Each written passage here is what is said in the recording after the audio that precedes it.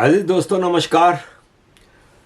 अजीज दोस्तों, भारत में इलेक्शन हो गए। भारत दुनिया की सबसे बड़ी डेमोक्रेसी है। भारत की डेमोक्रेसी पे कोई उंगली नहीं उठा सकता।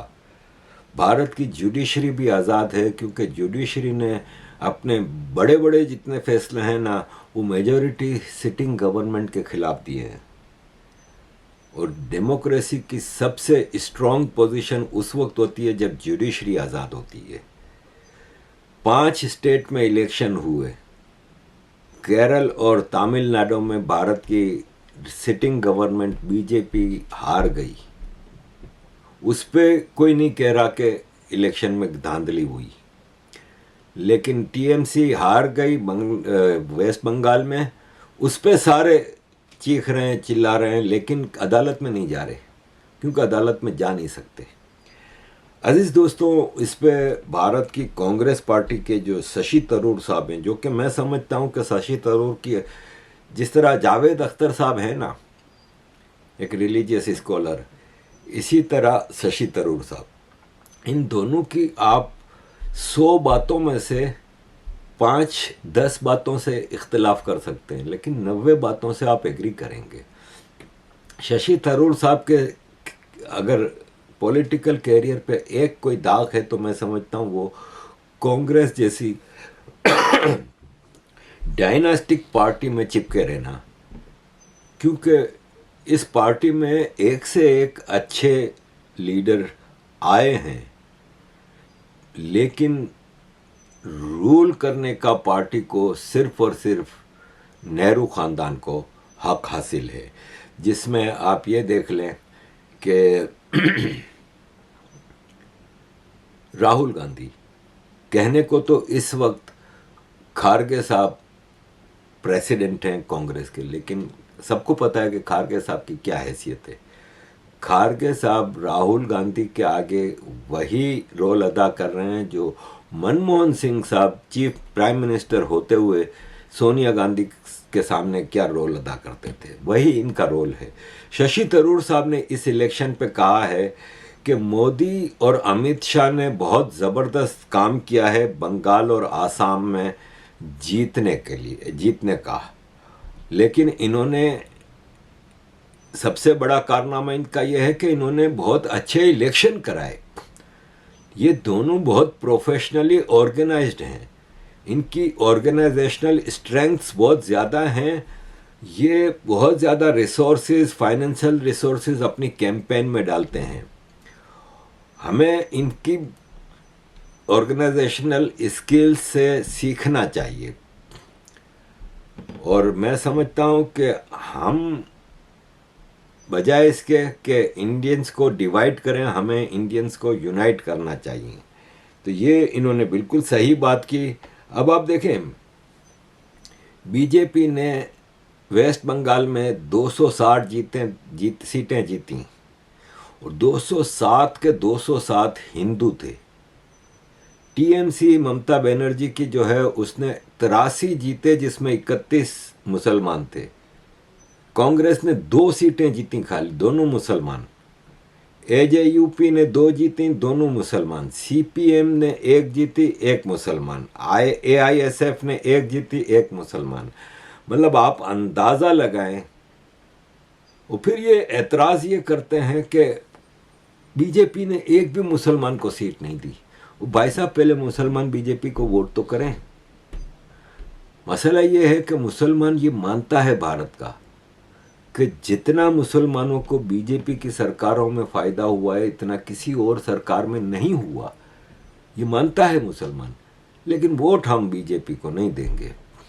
इसकी मिसाल मैं यूँ दूंगा कि जब मैं यूपी गया था पहली बार, तो मेरी वहाँ पे कुछ इंडियन मुसलमानों से बात हुई। मुझसे मिलने आए थे कुछ मुसलमान। तो मैंने उनसे पूछा कि योगी सरकार तो आपके लिए बड़ा मसला होगा ना? बोले नहीं। बोले योगी सरकार ने यहाँ पे जितनी फैसिलिटीज़ मुसलमानों को दी हैं इतनी तो किसी सरकार ने आज तक नहीं दी। उसने कहा कि हम यूपी के 18% पॉपुलेशन जो है वो मुसलमान है, लेकिन योगी जी ने जितने घर बनाए थे जनता के लिए उसमें से 40% घर मुसलमानों को दिए।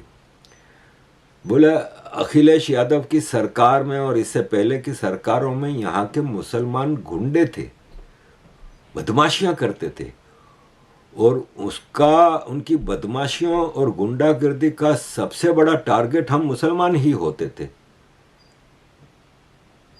ये तो योगी सरकार है जिसने इन सारे गुंडे मवाली मुसलमान बदमाशों की बदमाशी खत्म की है।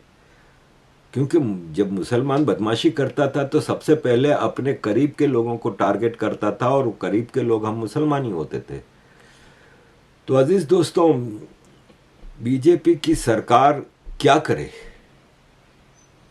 मुसलमान को मुसलमान जब वोट ही नहीं देता, एक मिसाल है कि एक इलाके में अगर मुसलमानों की पॉपुलेशन है सपोज 40% और बाकी 60% है, वहाँ पे अगर बीजेपी मुसलमान कैंडिडेट को वोट देगा तो एक भी मुसलमान तो बीजेपी को वोट देगा नहीं, उल्टा हिंदू नाराज़ होकर जो 60% हैं वो भी मेजॉरिटी फिर दूसरी पार्टियों को वोट देंगे। तो बीजेपी के लिए ये मसला है। और इस सिलसिले में मैं आपको ये बता दूं कि मुख्तलिफ पॉइंट ऑफ व्यू आ रहे हैं। जैसे ये ध्रुव राठी, ये तो आपको पता है कि बकवास करने में नंबर 1 है।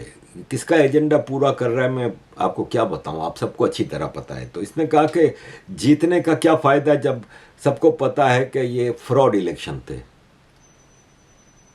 तो भाई ये बात तमिलनाडु में भी बोलो, ये बात जाके तुम केरल में भी बोलो जहाँ पे बीजेपी नहीं जीती भाई, तो वहाँ पे फ्रॉड इलेक्शन नहीं थे, यहाँ पे फ्रॉड इलेक्शन है।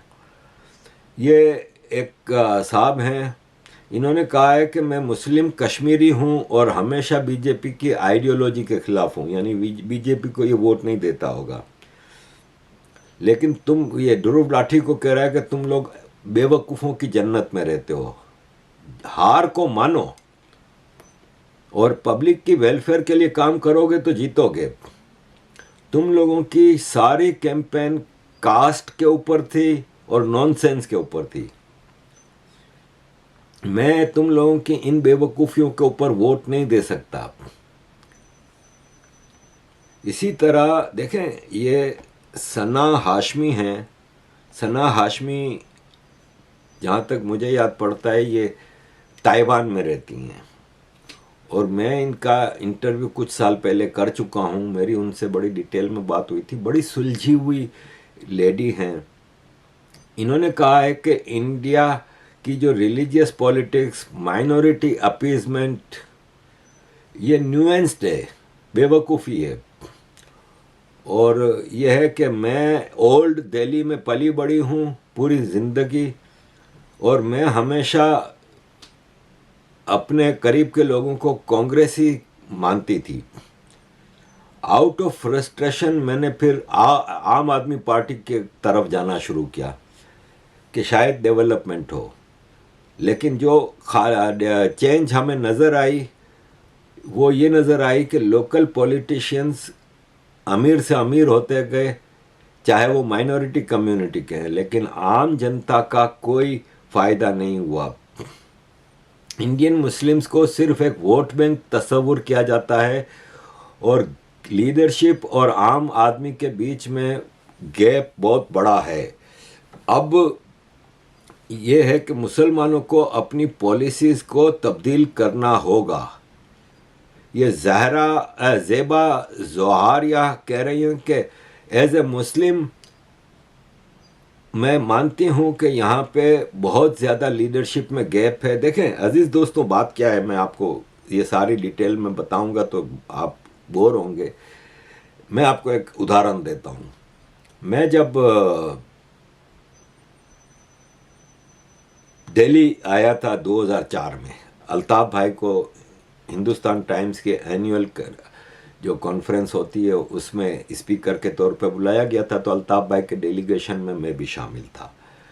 तो मैं जब आया था तो हम मौर्या शेरेटन होटल दिल्ली में ठहरे थे, और कुछ दिन तो मैं 5 स्टार होटल का खाना खाता रहा, लेकिन दिल्ली का जो तस्वुर था जहन में कि दिल्ली का खाना, क्योंकि कराची में जितने अच्छे खाने आए हैं ज़्यादातर दिल्ली से आए हैं, जो मुहाजिर वहाँ से हिजरत करके आए हैं उनके हैं।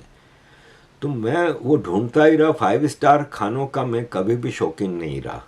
इवन लास्ट टाइम भी मैं इंडिया गया था तो मैंने लिखा था कि मैं ओबराय होटल में मेरी एक मीटिंग थी, लेकिन जब मैं ओबराय पहुंचा तो आधा घंटा मीटिंग में भी बाकी था। तो मैंने मयंक को कहा कि यार मयंक ऐसा करते हैं कि कहीं खाना खाते हैं। तो बोले ओबराय में? मैंने कहा नहीं भाई, कोई ढाबे का खाना खाते हैं। तो हम रोड साइड पे ढाबे बने हुए तो उसमें एक ढाबे में खाना खाया और तबीयत खुश हो गई ऐसा खाना। तो मैं ज़्यादातर 5 स्टार खानों को पसंद नहीं करता। तो मैंने अल्ताफ़ भाई के पास गया और मैंने कहा अल्ताफ़ भाई यहाँ पे खाने तो फारिग है, दिल्ली के खानों की इतनी तारीफ होती है। तो अल्ताफ़ भाई ने कहा कि तुम ऐसा करो, यहाँ से ऑटो पकड़ो या टैक्सी पकड़ो और उधर जाओ चांदनी चौक, और वहाँ तुम्हें खाने मिलेंगे सर। तो मैं वहाँ पे गया था। तो मुझे जब जा रहा था ना तो अल्ताफ़ भाई ने कहा कि बेटा ज़रा वहाँ चांदनी चौक पूरा घूमना फिरना और वहाँ के हालात देख के मुझे आके बताना कि क्या देखा तुमने। तो जब मैं वापस आया तो अल्ताफ़ भाई के कमरे में मीटिंग चल रही थी, हम MQM वालों की जो जो साथ उधर थे। तो अल्ताफ़ भाई ने मुझे देखा तो बोला गए थे तुम चांदनी चौक? मैंने कहा जी भाई। तो बोले क्या देखा? मैंने कहा भाई मैंने ये देखा कि छोटे छोटे घर बने हुए हैं, छोटे छोटे झोंपड़े बने हुए हैं, ठेले लगे हुए हैं, छोटी छोटी दुकानें हैं। मुसलमानों को तो वहाँ हाल ख़राब है। तो बोले तुमने मुसलमान लीडरों के घर देखे? मैं कहा नहीं। तो बोले मुसलमान लीडर मुसलमानों को इन हालात में रखते हैं जानबूझ के, ताकि वो माइनॉरिटी कार्ड खेल सकें, विक्टिम कार्ड खेल सकें। लेकिन तुम्हें एक भी मुसलमान लीडर गरीब नहीं मिलेगा। ये शुरू से इनकी पॉलिसी रही है। ये शुरू से मुसलमानों को मदरसों में पढ़ाएंगे, अपने बच्चों को मदरसों में नहीं पढ़ाएंगे। मतलब ये अवैसी है, उसकी भी 10 बातों से आप इख्तलाफ करेंगे तो 10 बातों को एग्री भी करेंगे। ये अवैसी के बच्चे अमेरिका में पढ़ें, दामाद अमेरिका में पढ़ें, लेकिन आम मुसलमान को मदरसों में। तो यही मुसलमान लीडर्स का हाल है। तो मेरे जहन में आया, मैंने कहा वैसे भाई एक और चीज़ मैंने देखी कि वहाँ पे निहारी खा रहे थे हम लोग। तो निहारी वाले से पूछा, हमारे एक उस वक्त के मेंबर ऑफ पार्लियामेंट जो कि इस वक्त आर्मी की गोद में बैठे हैं, उसने सवाल किया निहारी वाले से कि तुम गाय के गोश्त की यहाँ पे निहारी बेच रहे हो तो तुम्हें डर नहीं लगता? तो उसने कहा कि किसकी मजाल है जो यहाँ पे हमारा कुछ कर सके। यहाँ से हिंदू गुजरता है तो आंखें नीची करके गुजरता है। तो मैंने अल्ताफ़ भाई से कहा, मैंने कहा भाई वैसे बदमाशी भी इनकी बहुत है। तो बोला यही मसला है, ये लोग अपनी 1.5 इंच की मस्जिद अलग बना के ही रहते हैं। ये कभी शामिल नहीं होते लोकल पॉलिटिक्स में या लोकल पब्लिक के साथ घुल मिल नहीं जाते। ये अपना अलग एक हिसाब किताब बना के बैठे रहते हैं।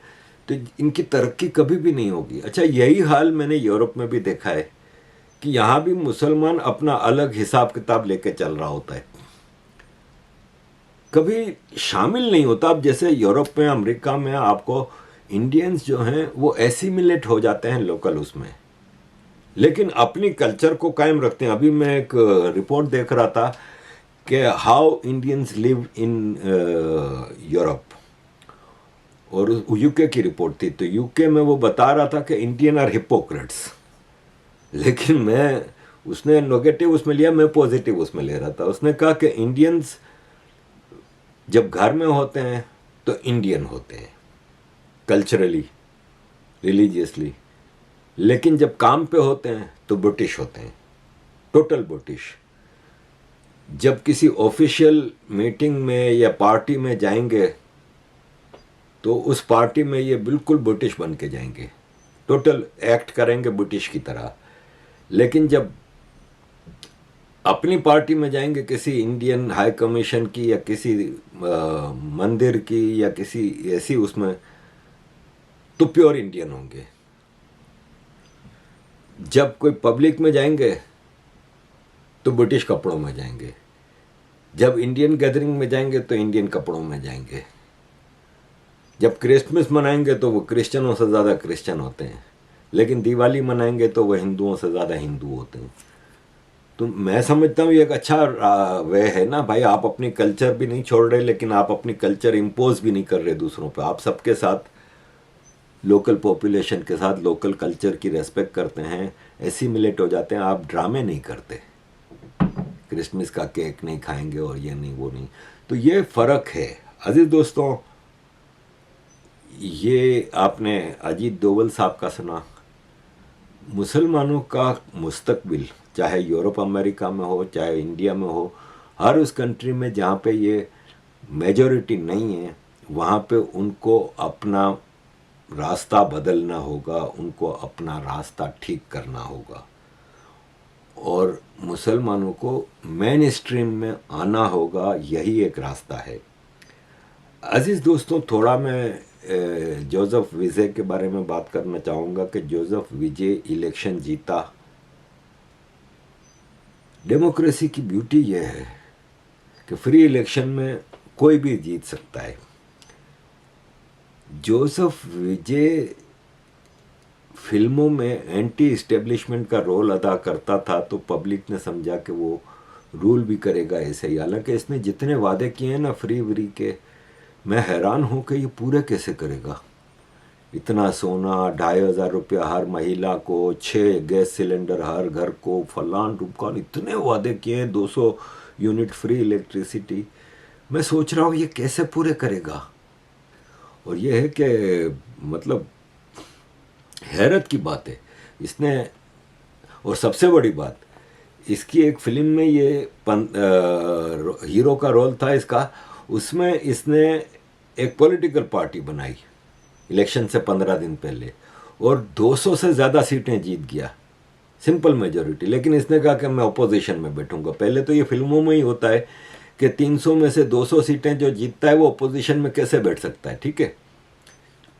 लेकिन यहाँ पे इसने पूरी इलेक्शन कैंपेन जिनके खिलाफ चलाई थी, कम्युनिस्टों के खिलाफ, लेफ्ट के खिलाफ, अब मेजॉरिटी पूरी करने के लिए उनको सबको शामिल किया है।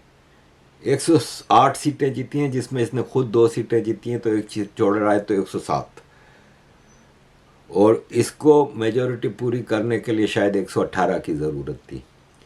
कांग्रेस को शामिल किया, कांग्रेस की मेरा ख्याल है 5-6 सीटें हैं। और इस तरह इसने इन सबको, कम्युनिस्टों को, लेफ्टों को, जिनके खिलाफ ये मूवमेंट चलाता रहा, अब उनको शामिल किया है। तो मेरी समझ में ये नहीं आता कि ये कैसे गवर्न करेगा, कैसे ये फ्री। इस वक्त आपको पता है भारत में गैस सिलेंडर का क्या हाल है। मेरी मयंक से बात हो रही थी, मयंक मुझे बता रहा था कि एक कैओस की सूरत हाल है गैस सिलेंडर को लेके। और ये इतनी फ्री बीज का इसने वो क्या है, आई विश के शायद अगर वो अच्छा कर जाए तो बेटर फॉर तमिल पीपल। लेकिन लेट्स सी कि आगे ये क्या करता है।